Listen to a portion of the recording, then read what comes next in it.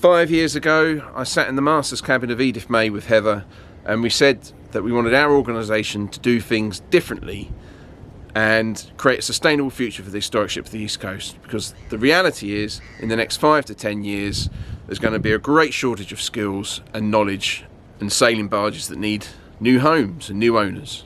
The last 5 years have been a real highlight reel for us, ranging from setting up the Festival of Chatham Reach and running the Queen's Platinum Jubilee pageant, to the community sailings where we've taken thousands of people out on the water. And then last year was a real highlight year where we signed a deal with Rolf Judd, the architects and planners, to take on the sailing barge Ardwina. And then if that wasn't enough, at the end of last year we were given the opportunity to buy our very own wharf, which we've done here at Shoregate, which is now home to the Ethel Maud and the Ardwina.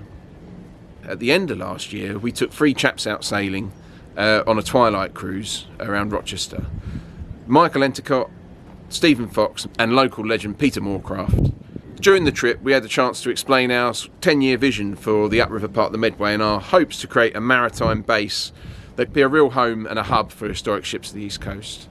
Michael and Stephen and Peter took what we said on board, and in that little sail led to a bigger conversation where Michael and Stephen and Peter have set up an organisation called Intra-Maritime Heritage.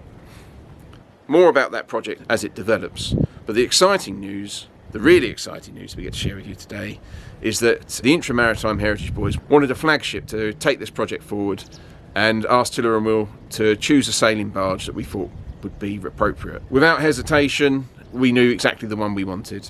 And a couple of weeks ago we drove down to Cornwall for a whirlwind visit where we found the sailing barge Lady Daphne.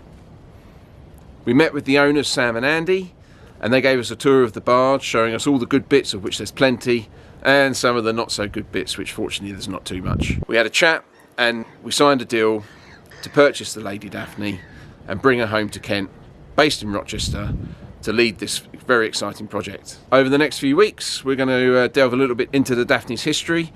She was a shorts barge built on the Rochester riverfront back in the 1920s. There's going to be a few new faces to introduce here at Tiller Wheel, so stay tuned for that. But the exciting news is the Lady Daphne's coming home. Couldn't be better.